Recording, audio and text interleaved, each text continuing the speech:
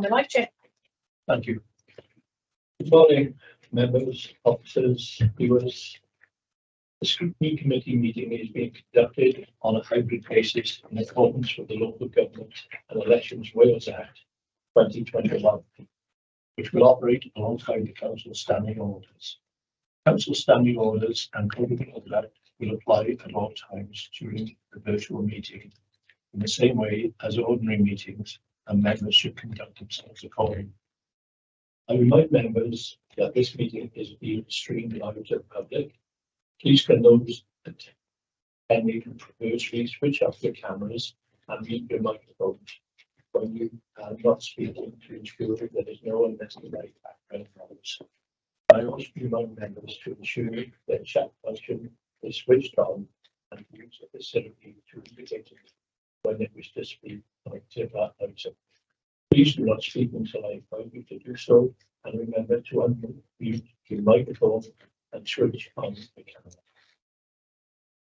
A recorded version of this meeting will be uploaded for public viewing as soon as possible after the meeting, whilst translations proceedings can be provided on request. The images and sound recording may also be used for training purposes within the council. Are there any apologies, please? For future, we've got apologies from Councillor Fox and Councillor James from the committee, and apologies from Paul Jones and Councillor Forsey as the camera interview.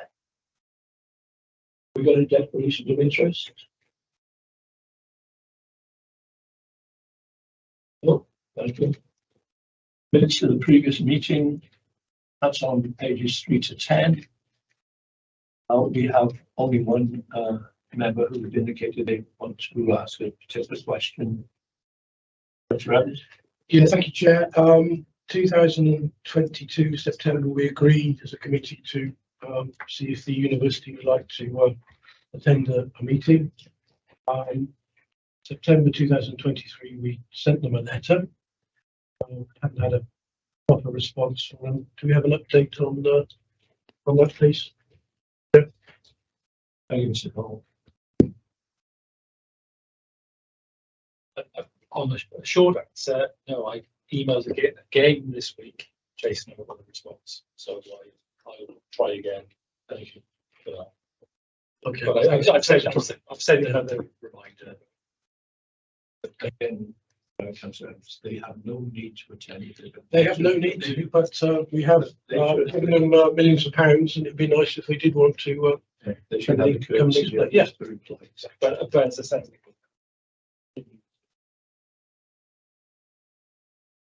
Right.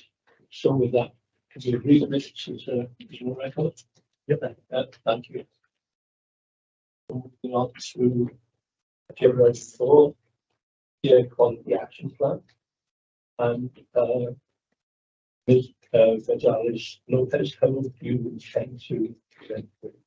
Yeah, I'll go. So, I mean, I don't want to go over things into a lot of detail. I'd rather get questions and answer them, but just as a brief intro, we have statutory duties in terms of quality, and the old plan that we had is really out of date. We need a new plan that outlines our current situation, our strategy, and the outcomes we're looking for. So we just want to approve a new plan that encompasses all that. The current situation and the picture, the plans depicts, I think it's really good. It's an improving picture. We in the past had a number of issues with going over the exceeding the statutory levels in a number of areas that led to the approval of several HQMAs across Newport. Some of them are M4 related, and all of them have been complained for a length of time now that allows us to start thinking about revocation now. And thus we are concentrating on the other areas, which, you know, based on the latest data that we have from 2022, are within limits. So that's really good news. We've seen an improving picture over the last few years. And obviously COVID had a big impact because it changed a number of things. So we were not sure if that was kind of a one-off linked to the situation or if it would be permanent, but 2022 data has helped consolidate that picture towards improvement, because some of those changes have made permanent change in behaviour that had an impact. So, you know, we need to continue observing it, but all going well. I think we've been looking at revocation in a relatively short period of time as well. We're not just looking at, oh, we just want to go below level and that's it. We want to continue improving the quality in Newport, and therefore we've looked at a number of things. We've been doing some modelling to try and see what things will look like, and we have a number of proposals that we want to implement, all of which is included in the plan. I'm aware the plan is long and it's necessarily technical because there's a number of things that need to be included, but at the same time, we need to ensure that people read it and understand it. And I think there's some sections in the report that may be trickier. So, you know, the initial draft is there, and that's something we want feedback from you as well in terms of what things read well, what things maybe you think, oh, you know, that's making sense, because air quality is a very technical matter and it's not that very easy to interpret sometimes. But you know, at the same time, we need some content there. So I'd be very grateful for your feedback on that. And then obviously we want to go out on public consultation. There's a lot of engagement in place already, because as part of different AQMAs, we have groups with, you know, interested parties, residents, etc. So there's been a lot of conversations with them already, and they will be providing feedback on the consultation. We will ask for direct feedback from a number of organisations as well, and then there will be a general consultation a process going on through our website with some of the questions that have been presented to you as well for scrutiny and feedback. So I think I'll leave it at that. Just see what questions you have, and we'll answer as best we can. Okay, thank you. We've got some guidance notes, so if you can have a look at those and see how we've answered them at the end. And we've also got some notes on the role of the committee, which is slightly different. Please feel free to ask whatever questions you like. I'd like to start, please. Yep. Thank you. Was it right? Thank you. Yeah, well, going through the plan, I just wondered why this is the first plan since 2013. What have we doing? What's happened in those 10 years? My first question. Second question would be the air quality, which is measuring nitrogen dioxide. Why only that one particular? Yeah, why are we measuring that air quality? And generally, just on the report itself, yeah, as you've mentioned, there is a lot of data on there, and yeah, it's slippery slope. I think could be presented in a better way, and that data has been presented in a different way on other documents from the council's website. So there's a bar chart with a red line that's got 40, and you can clearly see. Whilst here it is just solely data driven, so it is quite hard to interpret. So that would be my three things, please. Okay. Yeah, could I say welcome to the committee first, and thanks very much. Okay. I joined Newport City Council 3 years ago, and I think upon joining Newport, I was aware that there was an existing need to update the air quality action plan. The actual sort of time and events that have lapsed prior to me joining Newport, I was less au fait with. So I've focused on over the last 3 years on trying to get this unavoidably complicated document up together and reviewing the ongoing air quality journey that Newport's been going through. Things were considerably different in 2019 to where we find ourselves today. In terms of the pollutants of interest that local authorities monitor, it's a function of resources and the sort of principal pollutants of interest when the local air quality monitoring regime started further to the 1995 Environment Act. We're nearly 30 years down the road from then. And I think back in the day, Principal pollutants of concern, yeah, there's a list of them that includes particulates, benzene and pH and a number of other things. However, I think most local authorities back in the day were very much geared up to the scientific techniques that were readily available to monitor nitrogen dioxide, which is one of the principal pollutants of concern, but not the only one, as you rightly point out.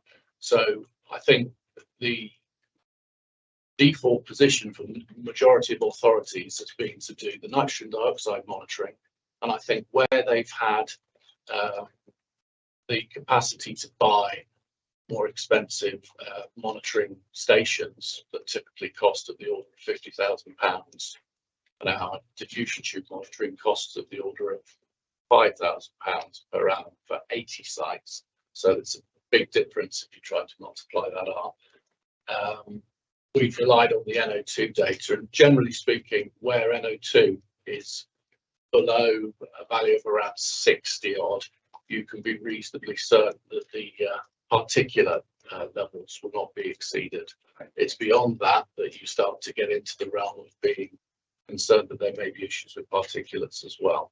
Having said this, we have invested in real-time monitors, which are non-reference techniques that the government wouldn't necessarily signpost us to buy because they haven't been approved by DEFRA, but they are indicative. And we do have real-time sensors in each of the 6 AQMAs that we're focused on currently that do tell us a bit about particulates. And we're pleased to say that the particulates picture is within the limits that are assigned to particulates.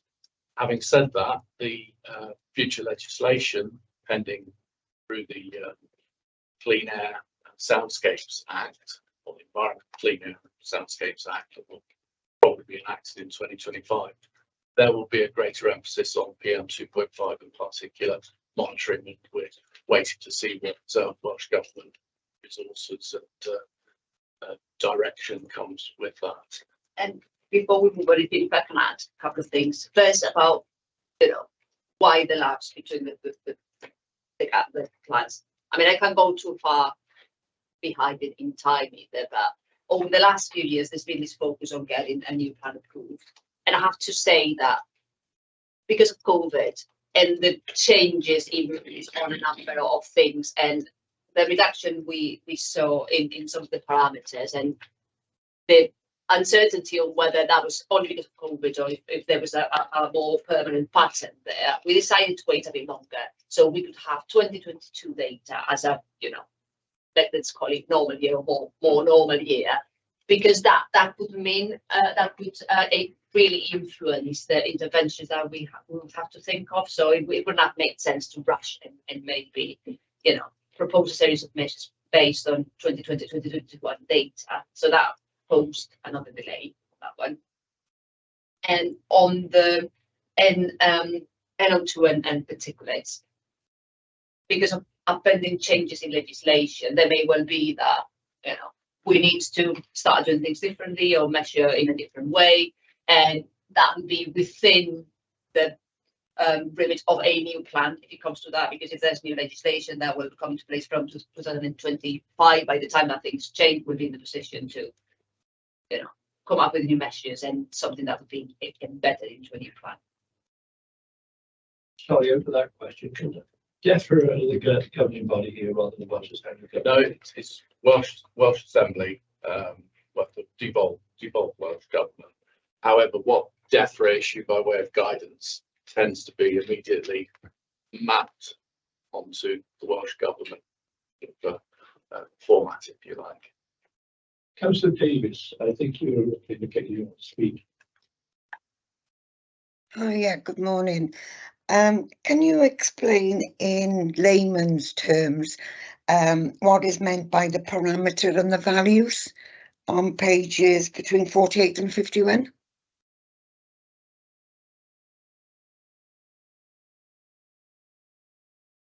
Is that 48 and 51 of the document or of the scrutiny numbering? The report agenda. Which values are referring to again, Councillor Davis? I'm actually looking at the one on Kevin Road because obviously that's my area. I just Right. wanted, in layman's terms, whether you could explain what you mean by the parameters and the values. Right, I'm with you now. So we're talking about table 5.5. Yeah, Kevin.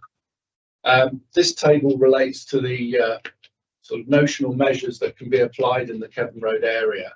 And per AQMA, we've arrived at around sort of 7 measures per AQMA. So we've identified what the measure type is, which AQMA it applies to, and then as part of the unavoidable complexity of the Welsh Government and DEFRA template that we're to a large extent bound by for producing a AQAP, we also have to mention the EU category and EU classification that that particular measure falls into within this table. So, for example, the aspiration for 100% electric buses would be under the guise of promoting low emission transport, and the EU classification, well, which there wasn't one that related specifically to electric buses, so it had to go under other. Lead authority, clearly it's a partnership between Newport Bus and Newport City Council and Welsh Government. The planning phase, we put in a value there, so I put in there to be confirmed. In other words, when we're likely to achieve 100% electric buses is something that's yet to be confirmed. The implementation is ongoing. Key performance indicator for this, I think the public awareness confirmed through a sort of panel and questionnaire responses is a indicator that we can consider. Actually identifying a specific reduction in the air quality that might be at the root of that is virtually impossible to do.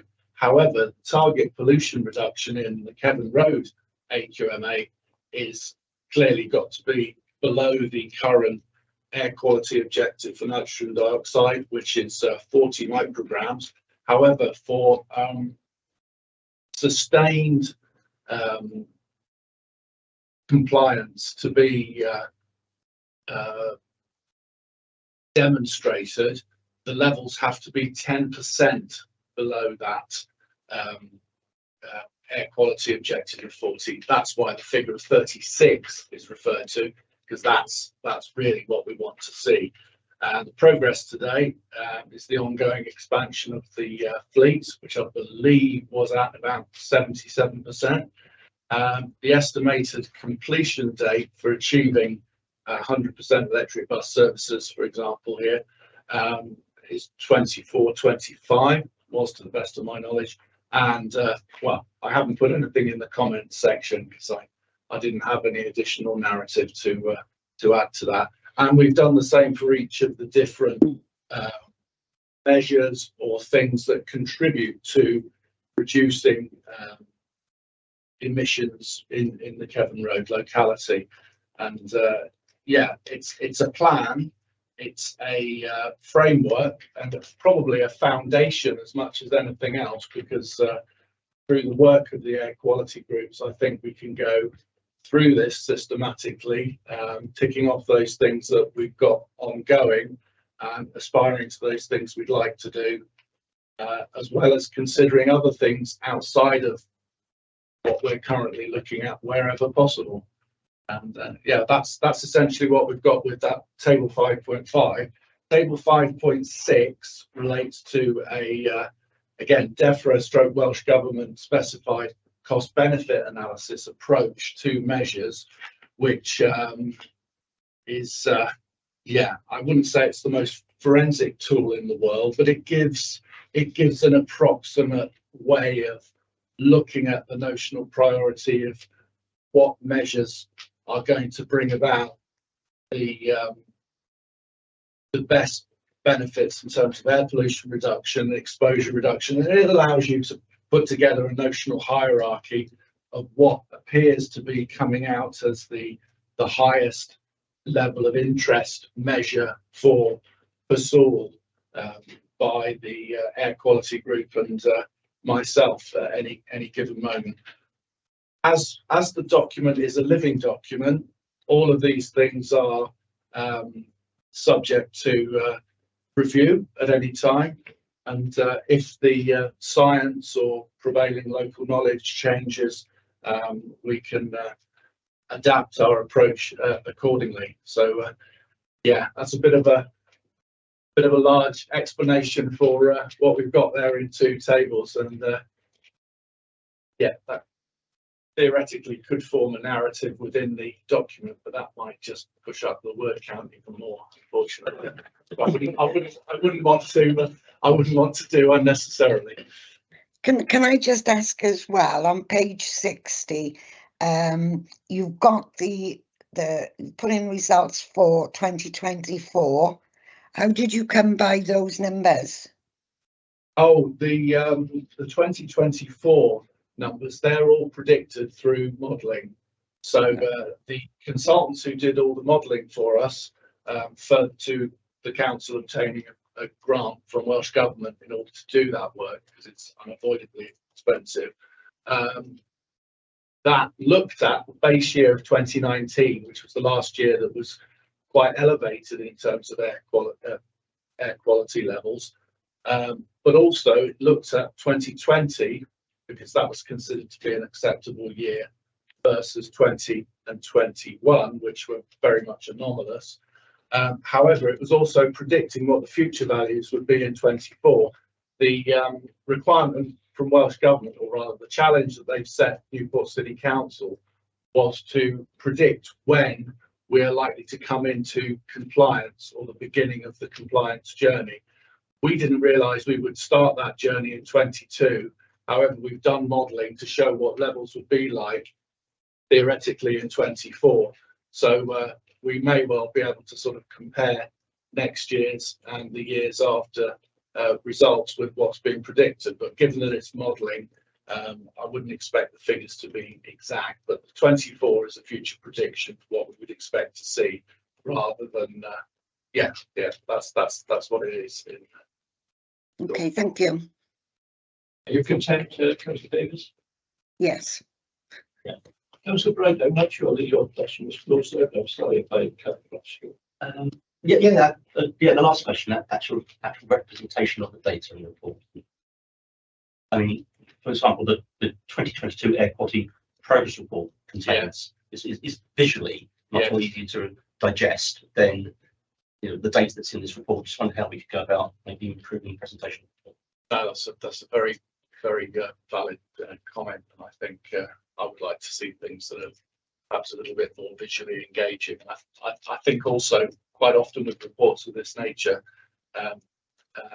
they inevitably attract the attention of people that want to read them in their minutiae and understand the data, but they also attract people. They also need to appeal to people that can read perhaps a non-technical summary or an executive summary that simplifies without detracting from the important messages what the document's about. And I think that's the bit that we need to work on with comms in a very similar fashion to the climate change plan. And this document is, if you like, a fairly raw representation of what we've got. But I want to see it have the sort of flourishes and the appeal of the sort of climate change plan, perhaps not throughout its entirety, but certainly within an executive summary section that people can go to and get a flavour. And then if they need to do a deeper dive into the documents and the data, they can do that. And I think, finding a graphic that works, and I suspect table 1 is probably the table that you first come to that would warrant that level of sort of graphical replacement, because it goes on for pages. But I guess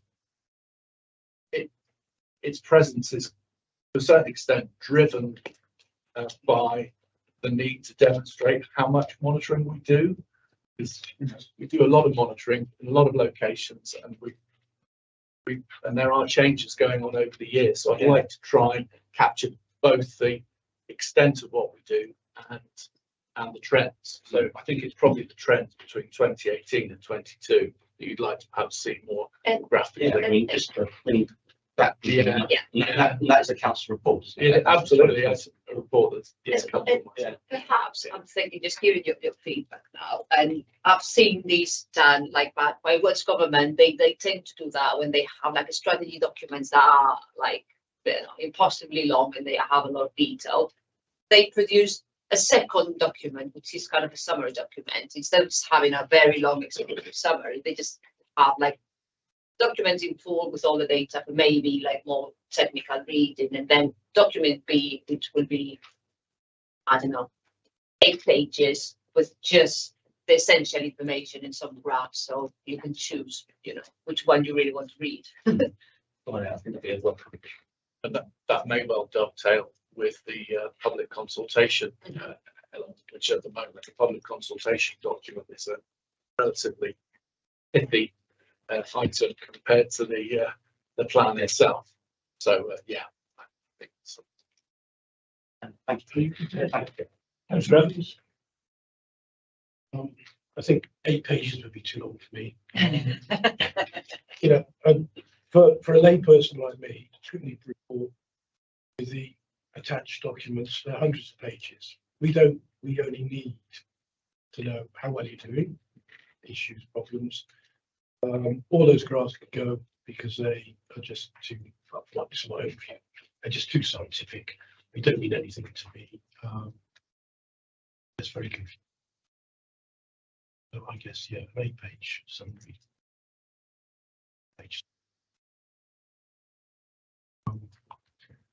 I did have one question. There was some bit in the middle which I found. The 20 miles an hour scenario. Mentioned that the methodology applied suggests detrimental impacts. Speed, or traffic speed. In reality, it could lead to traffic calming, smooth drive profile, and therefore less emissions. So you're saying the methodology that is going to make pollution worse, but you're saying reality is it won't. Yeah, How does that work? This absolutely. This is the dichotomy of modelling. Do any modelling, and you've got to try and reconcile what the model has thrown out at you, having put in variables, and what the real world situation might be. For example, a good example of this would be George Street. The modelling crew put in current road speed 30 miles an hour, yet we probably know anecdotally, just walking around George Street, it rarely probably gets above 15 miles an hour between the 2 sets of traffic lights before you get to Gilligan's Island. So I think we have to have a bit of a sort of open mind when it comes to anything that's been modelled, and make sure that we are sort of validating to a certain extent what that model is suggesting through our ongoing monitoring. So it's never a cut and dried scenario that's been predicted. So I think with the 20 mile an hour thing, I've read a synthesis of some 28 different studies on it, and I would say in truth the jury is out on whether it makes a difference one way or the other. I would say the air quality aspects associated with 30 miles an hour, in my experience, what I've read, are neutral, if not negligible. Therefore, because it's on that cusp, if you model it, potential for it to model one way or another is always going to be there, but it doesn't appear to add a significant issue to the realm of specifying measures for air quality. And whilst it's in the report, unavoidably, because we modelled it, we said we're going to model it, and we've got the result now, we have to sort of live with it, but you know, reconcile the fact Incorporate it, incorporate it, yeah. Thanks. It's there, and I think we've just got to say, yeah, that's what the modelling says, but what will be borne out in the fullness of time will very much be a function of people's awareness of how they drive, transformation of the vehicle fleet, which is happening slowly. It's not happening very quickly, but that gradual transformation of the fleet to cleaner vehicles. I'm not saying it's zero emission vehicles, but cleaner vehicles. That cleanliness of the fleet is making a difference. So that coupled with 20 mile an hour, I think two will sort of negate each other. And, I don't think it'll be significant in the scheme thing. But from a modelling perspective, yeah, it sort of threw up a few sort of notional increases in pollutants. But those pollutants, I mean, those notional increases will be masked by the benefits of other ongoing sort of measures. And if I can add, because modelling, it's theoretical, study of things as much as, we, the companies doing it, try to represent reality. You try to model scenarios and you will see that there's like 5 different 6 scenarios, and you try to model something in isolation. That's just theoretical, because that never happens in real life. In real life, you have a mixture. So the reality is that it's the mixture of everything that's going to be the best representation of what we think we're going to see in the future. So, you have to go line by line in isolation to be as thorough as possible and try to understand how each of the measures play out. But reality is the combination of all of them that we will have, and then that's what we're going to monitor against when we start collecting real data and comparing that to the modelling. Absolutely. I couldn't say hand on heart there is one thing which is causing the absolute improvement in air quality. It's a combination, it's a hybrid picture of lots of things going on. And whilst some of them might not be regarded in their own right as being particularly big initiatives, they all make an overall aggregate contribution to where we find ourselves. And I always use the professional cycling analogy of marginal gains from adding lots of bits together, and you get that net win, hopefully. And we'll find out this time next year. Yeah, absolutely. Yeah. Okay. I am very content, thank you, Chair. Yeah, just a couple of simple ones from us. Well, I'll play simple ones for myself. There's on page 34 of our pack, so page 7 of your document. There's a few of the monitoring stations which seem to be back in the trend. So most of them are going back, but there's a few sort of Queen's Hill, Crawford Road, Bridge Street. They seem to be good. They seem to have elevated or stayed to some sort of similar levels. I just wondered why. Have you picked up any reasons as to why these hadn't mirrored the vast majority of all the other data? In short, no. Queen's Hill is outside of an AQMA, so even if it's bucking the trend, if it's below the air quality objective, which it would be, it is, it wouldn't generate a red flag, if you like. If it suddenly moved into that zone where it was about to breach the air quality objective, we think about doing more detailed assessment around it. But interestingly, Queen's Hill is one area where we've removed some of our tubes because they have been very compliant going down. And this is probably, if you like, the most sort of active point on Queen's Hill at the moment where we need to continue monitoring. But yeah, the sites that buck the trend, they will do for some years. And I mean, Kevin Road has been a good example of that, where we've seen the trend bucked. But over a wider number of years, we tend to get that overall sort of.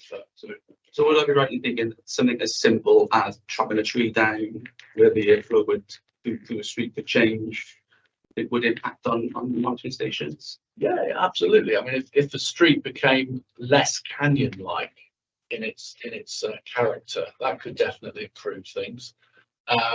Conversely, if a monitoring location was previously slightly obscured by some signage or a screen of some sort, you might find the airflow improves and you get a better reading rather than a apparent reading. So we're constantly trying to make sense of the real and apparent effects and readings that we're getting. But we've also tried to rationalise the number of tubes, because we did have 80 running, and we realised that there were a number that had been compliant for so many years that unless there was a wider reason for them to carry on, we felt we could redeploy them to areas where we've got fresh concerns. And you know, that's the difficulty because a single point won't give you a lot of information, and there's so many things around it that make change. It's just the overall picture that will, you know, give some meaningful data in terms of what the situation is. So.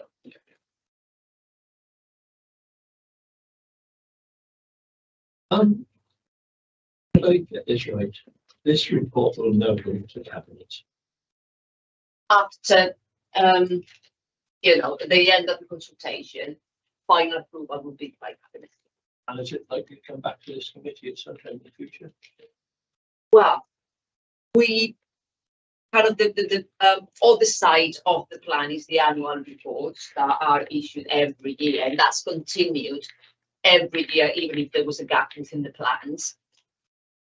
They get validated by Welsh Government. There's a lot of backing behind it. Traditionally, that's a report that was not presented to scrutiny, and we've just been issuing it, but that's something that we could consider moving forward, that perhaps an update to scrutiny as part of the annual report could be included. I don't have an issue with that. No, I don't particularly think that. Are there any suggestions that the committee would like to make, or have they like to see the report? A public, layman friendly synopsis would be great for, I guess, for us, so that we can read it quite quickly and take highlights, or like any re-ratings to us. Great. That's like Matthew said, is if you haven't got a scientific background, you can look at it and go. I can see you've all been enjoying your reading ahead of this meeting. Yeah. And the associated reports and studies as well that are potentially sitting behind this are equally bamboozling. I would like to have just sort of cut through all of the assessment approaches, but I'm bound by the format that I need to submit to Welsh Government. But I need to also demystify the science for everybody so that it can be accessible to the communities I work with. Otherwise, The market to people who suffer from insomnia. You do check it. You want to read this? But yeah, I think the way forward maybe still keep the long technical detailed document for whoever wants to read it and to satisfy, you know, requirements from Welsh Government, etc. But maybe work on a shorter, you know, summary report that can be. the shorter you know, summary report might be able to go out with the consultation. Yeah, that would be good because then we can get feedback from, you know. Make it one and the same. Well, obviously we want the public to read it and see the good work that's going on. Yes. Because if you give them a document which doesn't read, which is tables of data and it's meaningless to them, they won't read it. So it's also not showing that the work, not showing the public the work that's going on in the background. No, I get your point. I 100% agree. And actually, you may have seen the animation for the public consultation. That's kind of the same design that we use for the climate change plan. I think it works really well. And perhaps we could do one just about the actual, you know, plan, have it there together with a shorter documents just for general. That's good. Yes, please. Yeah, just to pick up on the animation is great. The YouTube video is really good. It's really, really user friendly. And you mentioned that the pithy term you used to describe the document that's going to go out for consultation. And yeah, those questions. Yeah, honest. I don't think that's really currently fit for purposes of that document. It's a working document. Yeah. So when will that be finished then? And what we're actually asking the public to? Yeah, what's the point of the document? What evidence do we want from the public that they're aware that we've got this action plan? Or it's some of the questions like, do you know you live in the AQMS? And well, they do. Great, but how? What's the point of that question? I agree with you. I mean, we take your feedback on that, how it can be improved. A lot of the actual consultation will also take place outside that document because, as I said, on the AQMA areas, we have the equality groups going on, and there's a lot of engagement through the group, and feedback would be asked direct of all of them, and there's been meetings. So I think more detailed feedback would be collected that way, and then there's going to be direct contact with a number of organisations. And I think Steve tried to list, you know, our initial proposal is included in one of the sections of the document. With these are all the organisations that we will contact direct and ask for feedback on our document as well. And then the third branch, if you like, would be questionnaire and the document for like general public that maybe they're not that involved.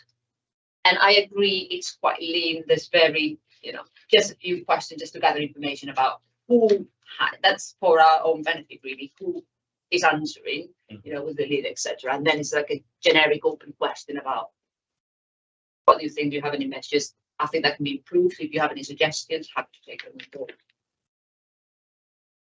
I'll just about the document as we're talking about it now. So it's how many pages would you say it is? No, sorry, it's going at console.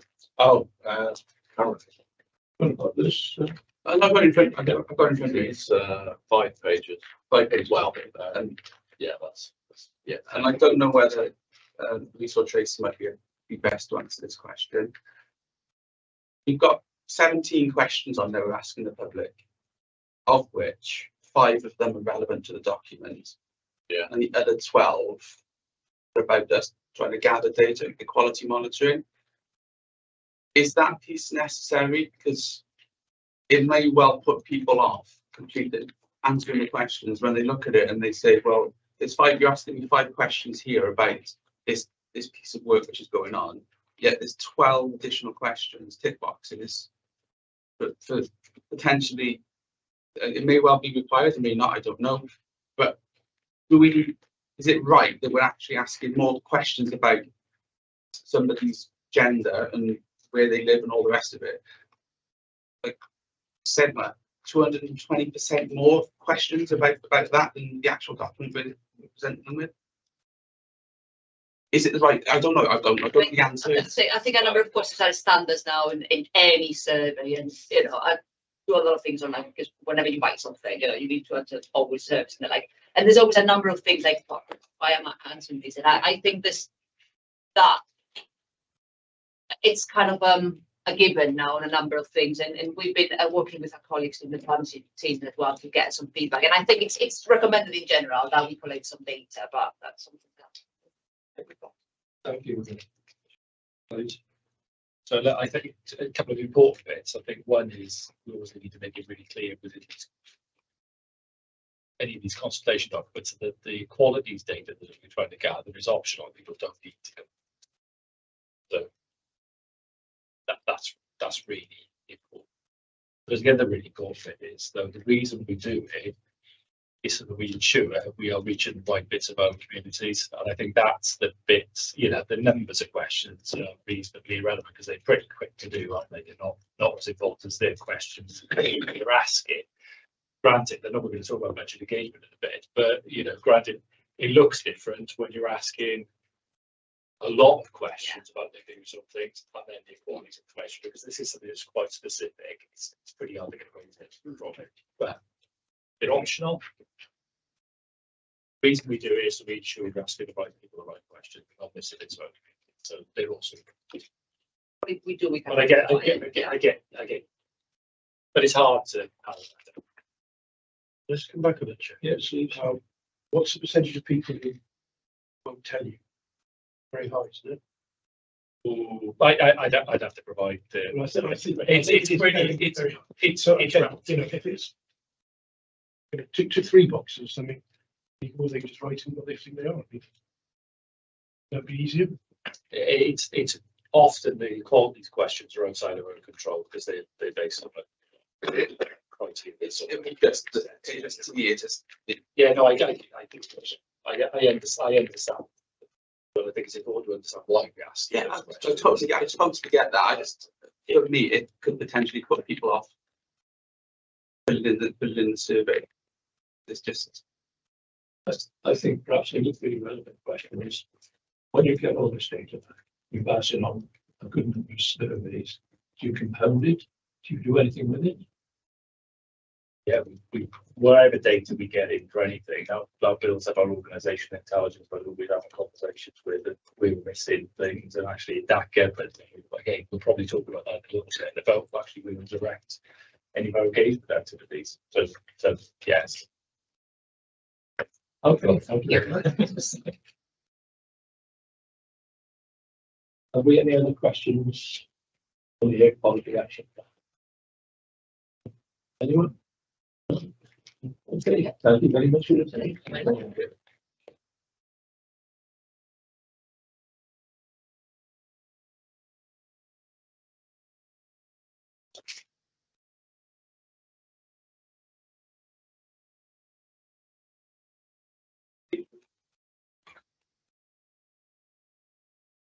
I'll keep away, Reece, can you? No, I'm going to sit, if you don't mind, Jamie, sit in the seat because I've been interrupted.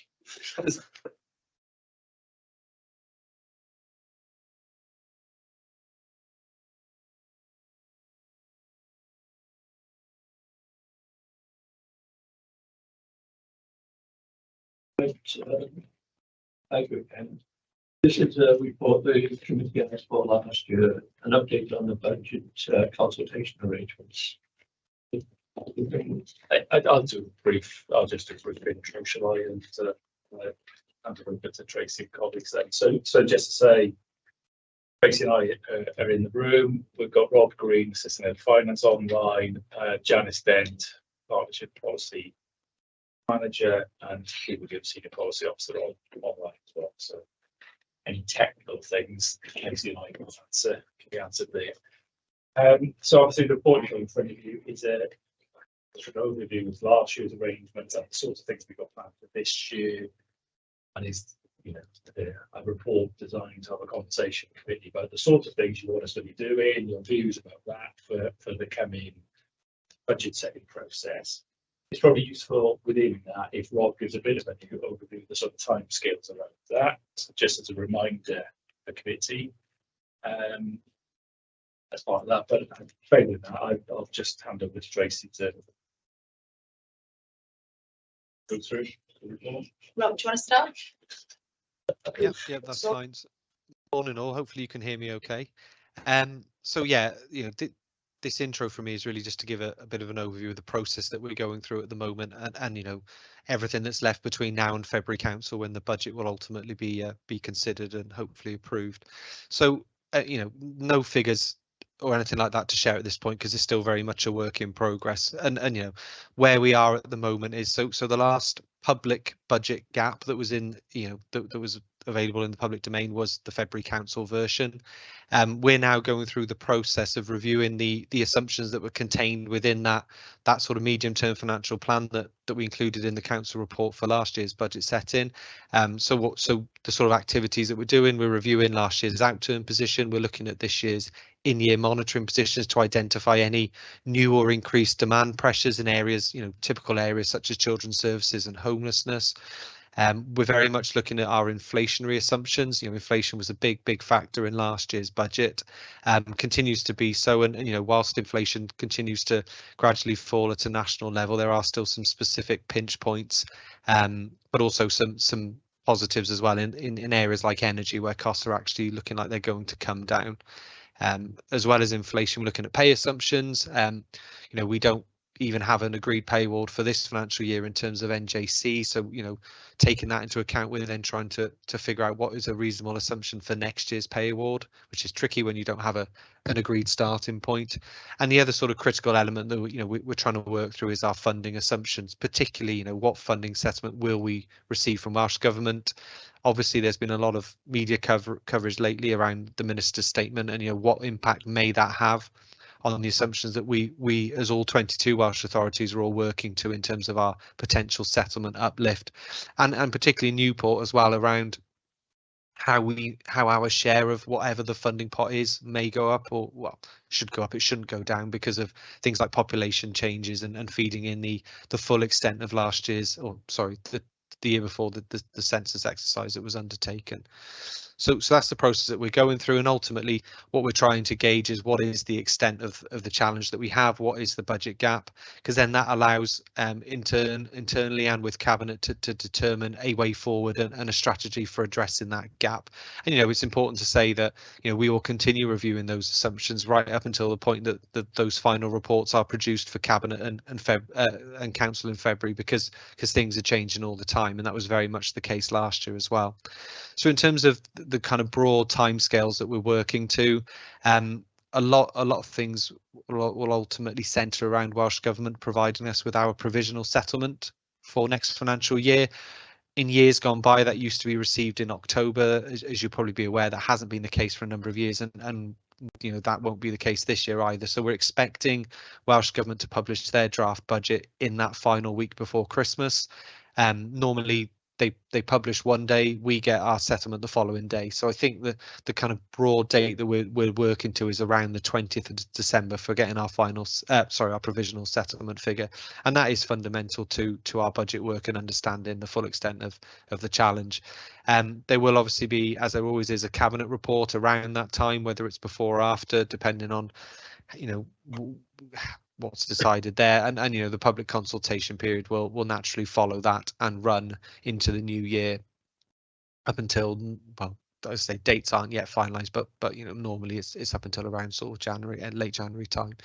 And as you'll know, during that window, we'll also be consulting with specific groups such as Employee Partnership Forum, Schools Forum, and obviously the budget proposals will go through the scrutiny process as well. So then following the conclusion of the public consultation, Cabinet will finalise their budget proposals for the next financial year, and then obviously, as you know, that will go to full council then for the budget and the final council tax level for 24-25 to be agreed. So that's kind of where we are as a general overview. I will hand back to Rhys and Tracy to talk about engagement in particular, but I'm happy to take any questions following that if there are any. If I may, please, Mr. Lee, population change. At the end of the last council, we received a settlement that reflected Newport's increase in population over the previous years. So obviously the Welsh Assembly government were not particularly keen to give us that, and it left it to the last moment. Are you assuming, or are you hoping for a population change based on the 21 census to come in next year? Yeah, so what Welsh Government did with last year's settlement was they introduced basically half of that impact. So they're sort of phasing it in because it had the potential to quite significantly impact some other councils where their allocations may have dropped off quite sharply. So we are working on the basis that we will, in this forthcoming settlement, see the full extent of the benefit of the census data, because obviously for Newport, it is beneficial because our population as a share of the total population has gone up, as well as the actual numbers going up. We're also waiting to see what Welsh Government decide to do in terms of introducing any subsequent population changes that may have happened since the census data was taken. They could, for example, use mid-year population estimates from 2022. I'm just speaking hypothetically.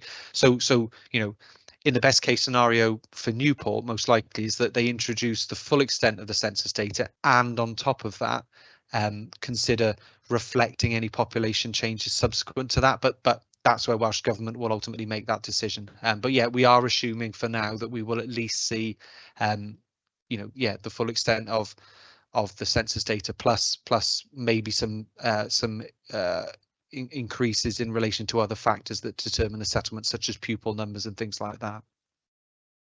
Thank you. Does anybody else have any questions at this point? No? Thank you. Back to you. Thanks. So the information report is on page 1 through 3 onwards in your packs. I guess some of this you'll already have seen before as a composite of things we've previously discussed. Things to note in particular is the numbers compared to other authorities and the lessons learned from last year. And I know members are always keen to talk about what do we do before the budget, and also what do we do that isn't just online, not reliant, for example, on bus Wi-Fi, but we do use that as a way of bringing people in, as it were. We have done where we're at the moment, obviously in the timeline, we'll be waiting for budget proposals to do engagement. We have completed that pre-budget engagement combined with community safety and what people think are important, 300 responses to that. That didn't use bus Wi-Fi, which is why the numbers look almost anomalous with some of the surveys. That's yet to be fully analysed. We've done the community safety part because it was a more pressing timeline on that for another scrutiny. So the budget analysis of that will come next. What services do people think are important? And obviously we can update committee on that, and that will also feed into the budget reports that go to cabinet, come to scrutiny later. In terms of format, we do primarily use online, but we do try really hard to make sure we use hard copy, and we've also accepted submissions in a variety of forms to make sure we're working on those equalities elements, of course. We attempt to promote the consultation as much as possible. Scrutiny had previously talked about how do we use schools and how do we draw in audiences perhaps who would naturally respond, and all of that work is ongoing. We also work with the fairness committee, all of that work is being planned, but obviously we need the proposals to be able to take that forward, I should have said. We're also working with the Fairness Commission on how we can ensure that their response is valuable to us and the particular areas of focus, perhaps, rather than commenting on a wide range of different proposals we've yet to see. And the programme for next year then, which is this year, which is on page 136, so that pre-budget engagement and the importance of making sure budget engagement is part of a whole set of work. We're proposing obviously the online survey, promote via the web page. That work to improve the website, by the way, is going well, but we'll be ready for this. That comes through in January. The bus Wi-Fi survey generally has to focus on the more simplistic element of the proposals because it's a very quick survey, but we try and bring people in and encourage them to respond to everything else. Promoting via social media and other communications methods. Obviously using our staff, a great proportion of whom will be Newport residents, and even if they aren't, they have something to say. And we also work with trade unions through the employee forum, and where possible we try and get out to any community events that are ongoing. We also use forums like the Youth Council, and I think it's called the Over 50s group anymore, the Older Persons Forum. 50 is not old. I agree, councillor. I think these are all, most of us fall into that view. But traditionally that was called the Over 50s Forum. But making sure we capture all ends. And then we've included, we did talk last year about, perhaps we could talk about what sorts of questions we ask. Well, that is really difficult because actually it does depend on what the proposals are. So we put in kind of a sample from last year to say, well, did that work? What would that look like? Happy to take questions. Thank you. Yeah, thank you for that nice, short, clear, concise report. I guess just a little bit confused because last year we said we had 865 responses. This year we say we've had 300 something, 300 responses. So why have we got so much less responses than we had last year? Yes. And the second part was, sorry, I go to the council website and I type in beef budget. The budget comes up, but perhaps you could just have a survey on them all the time. If people, so just a suggestion of a question. Thanks. On the first one, I can only give a view, and a colleagues online might want to cut in, but I'm pretty confident that is because it didn't go out on the bus Wi-Fi because it was set within a long, complex set of questions. But actually, we piggybacked it on a community safety survey because generally, we've talked about this before, that is something that people always want to talk about. So that is usually a helpful piggyback. We have done a lot of consultation this year.